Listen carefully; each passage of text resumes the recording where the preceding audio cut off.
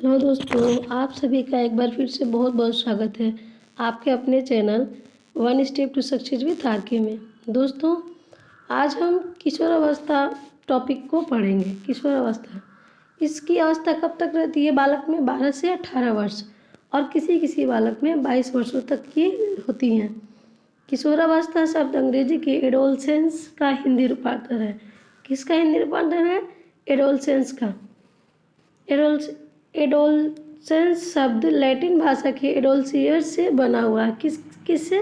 Adolescence जो शब्द है वो लैटिन भाषा के एडोल्सियर से बना हुआ है, जिसका अर्थ होता है टू ग्रो टू मेच्योरिटी, यानी परिपक्वता की ओर बढ़ना। बच्चे अब परिपक्वता, पूर्ण रूप से परिपक्व होना शुरू हो जाते हैं। इसके आगे हम देखेंगे इसकी परिभाषाओं के कौन कौन से मनोवैज्ञानिकों ने क्या क्या परिभाषाएं दी है किशोरावस्था की, इस पे हम लोग देखेंगे। स्टेनहाल के अनुसार, स्टेनहाल ने किशोरावस्था को बड़े ही संघर्ष, तनाव, तूफान तथा विरोध की अवस्था कहा है। क्या कहा स्टेनहाल ने? ये जो किशोरावस्था जो होता है वो क्या होता है? संघर्ष का, तनाव का, तूफान का तथा विरोध की अवस्था होती है। यानी शिशु क्या करने लगता है? एक संघर्षशील शिशु हो जाता है।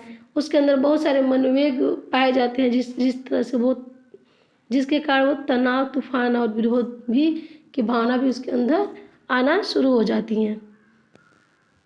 इसके साथ एक और परिभाषा है, उसको देखेंगे दोस्तों।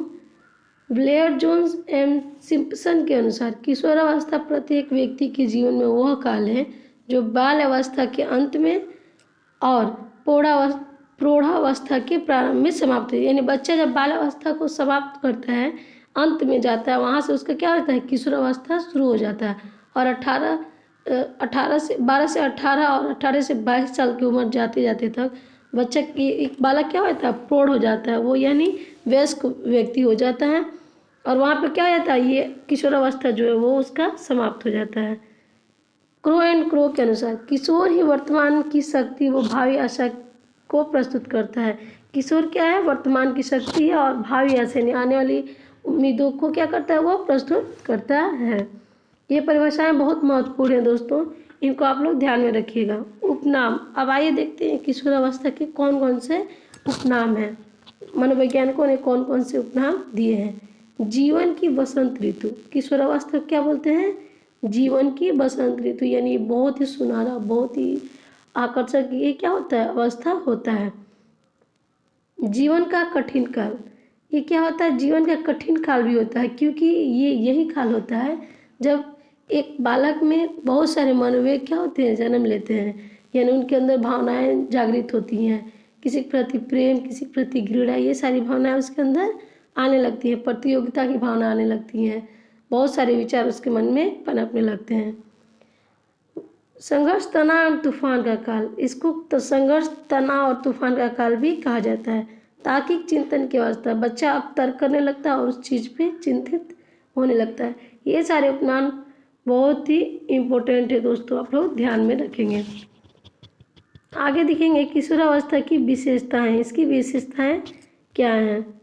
शारीरिक विकास में परिपक्वता आ जाती है, यानी शिशु क्या हो जाता है? जो पहले बालक था बच्चा, वो क्या होता है? शारीरिक विकास उसका परिपक्व हो जाता है, यानी वो अच्छा और आकर्षक, सुंदर दिखने लगता है। यहाँ एक पॉइंट नोट किए दोस्तों, इससे ध्यान दीजिएगा। परिपक्वता शब्द का सर्वप्रथम प्रयोग गेसल एक मनोवैज्ञानिक है, उन्होंने किया है, ये इम्पोर्टेंट है। मानसिक और शारीरिक विकास, यहाँ 2 बार हो गया दोस्तों। मानसिक और शारीरिक विकास पूरा हो जाता है, यानी मानसिक रूप से भी बच्चा तैयार हो जाता है और शारीरिक रूप से भी बच्चा क्या होता है? पूरी तरह तैयार हो जाता है। बालक का चिंतन फॉर्मल एवं लॉजिकल हो जाता है, बालक अब चिंतित होने लगता है और वो किसी भी मुद्दे पे अच्छे से लॉजिक निकालेगा और वो क्या करेगा? चिंता भी प्रकट करेगा। मतलब यानी कोई भी अगर बात सुनेगा तो उसका एक लॉजिक निकालेगा कि ये कहाँ से शुरू हुआ था, क्यों शुरू हुआ था। ये सारी चीज़ें बालक में आने लगती हैं। विरोधी मानसिकता, बच्चा मतलब जो उसके अगेंस्ट बात हो, जो उसके विरोध में बात हो, उसका विरोध भी वो करेगा और विरोधी मानसिकता वाला हो जाएगा। तुरंत उसको क्या होगी? गुस्सा आएंगे। ये सब किशोरावस्था की लक्षण है।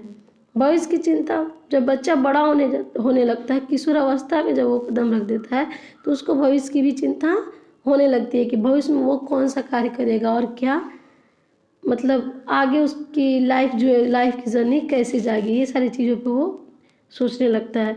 व्यवसाय चयन की समस्या, बच्चा के सामने एक व्यवसाय चयन का भी समस्या आ जाता है। कब? किशोर अवस्था में। आगे देखेंगे संवेगात्मक व भावात्मक समस्या या संवेग, वो अभी बताया ना दोस्तों, उसके अंदर क्या होते हैं, संवेग उत्पन्न हो जाते हैं, प्रेम, घृणा और ये किसी के प्रति लगाव, ये सारी क्या होती है, संवेग उसके अंदर उत्पन्न हो जाती है। भावात्मक समस्या, भावात्मक रूप से भी बच्चा क्या होता है, इमोशनली भी बहुत ज़्यादा बच्चा इफेक्ट होता है। जैसे उसको ये डर रहता है जिसे वो प्रेम कर रहा है या वो उससे नाराज़ ना हो जाए, वो उसे छोड़ के ना चला जाए, ये सारी चिंताएं उसके अंदर पनपने लगती हैं। किशोरावस्था में जो बालक होता है वो किसी किसी जैसे बुरे संगत में पड़ जाए, किसी बुरे बच्चों के साथ पड़ जाए तो वो नशीली पदार्थों का भी सेवन करने लगता है। सामाजिक कार्यों में रुचि, बालक सामाजिक कार्यों में रुचि दिखाने लगता है जब वो किशोरावस्था में आ जाता है। प्रतियोगी भावना, कंपटीशन की भावना उसके अंदर आ जाती है कि वो ये चीज़ करेगा और इसको वो हरा देगा। आध्यात्मिक विकास, यानी उसके आध्यात्मिक विकास भी होते हैं, वो जानने लगता है कि ईश्वर क्या है और ये सारी चीज़ों के बारे में वो क्या करने लगता है, सर्च करने लगता है। जब बच्चा बाल्यावस्था में रहता है तो उसे कुछ नहीं पता होता है, लेकिन जैसे जैसे बच्चा किशोरावस्था में आता है और अपने घर में और आस पड़ोस में जो देखता है पूजा करते हुए, नमाज पढ़ते हुए, तो ये सारी बातें उसको आने लगती हैं, यानी वो आध्यात्मिक को जाने लगता है, इंटरेस्ट जगाने लगता है। देशभक्ति की भावना, इसी अवस्था में बच्चा क्या होता है, देशभक्ति की भावना भी उसके अंदर पनपने, अपने देश के प्रति वो क्या करने लगता है, प्रेम करने लगता है बच्चा। विषमलिंगी सद्भावना, विषमलिंगी मतलब अपोजिट जेंडर के प्रति वो क्या हो जाएगा, आकर्षित होने लगता है। और ये क्या है, सामान्य से बात है, वो हर व्यक्ति क्या होता है, अपोजिट जेंडर के प्रति हर बालक क्या होता है, इफेक्टेड होता है। यानी उसको अपोजिट जेंडर, यानी जैसे एक लड़का है तो उसे लड़की से बात करना, उसके साथ रहना अच्छा लगेगा, लड़की है तो लड़के के साथ रहना और बात करना उसे अच्छा लगेगा। और ये सामान्य लक्षण है दोस्तों किशोरावस्था के। ये सारी विशेषताएं किशोरावस्था के पाए जाते हैं। किशोरावस्था के सिद्धांत के बारे में देखेंगे, ये दोस्तों मोस्ट इम्पोर्टेंट है, यहाँ से क्वेश्चन प्रत्येक बार बना है। स्टेनहाल ने त्वरित विकास का सिद्धांत दिया है। किसका सिद्धांत दिया है, त्वरित विकास का सिद्धांत दिया है। इनके अनुसार, स्टेनहाल के अनुसार किशोरावस्था में जो भी परिवर्तन होते हैं वो तत्काल व अचानक होते हैं। यानी स्टेनहाल मनोवैज्ञानिक ने कहा है जो किशोरावस्था में जो संवेगों की जो क्या होती है, परिवर्तन होती है, यानी बच्चा क्या होता है, एकाएक उसके में परिवर्तन हो जाता है। आगे एक और महत्वपूर्ण मनोवैज्ञानिक है थॉर्नडाइक ने क्या दिया है, किशोरावस्था को कार्मिक विकास का सिद्धांत दिया है।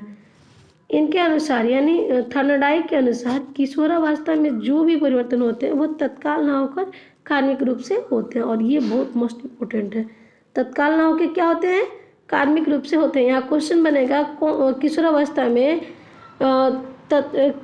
कार्मिक विकास का सिद्धांत किसने दिया, किसने कहा है कि किशोरावस्था के सिद्धांत कार्मिक विकास के सिद्धांत हैं, तो यहाँ आंसर हो जाएगा थॉर्नडाइक। ये रहे कुछ मोस्ट इम्पोर्टेंट टॉपिक दोस्तों जो अलग अलग किताबों से, अलग अलग जगहों से सर्च करके रखा गया है।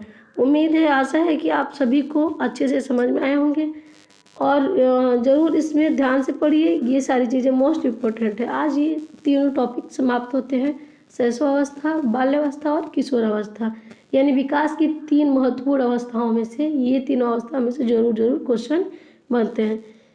आज के लिए बस इतना ही, तब तक के लिए धन्यवाद। Take care, be safe and be careful.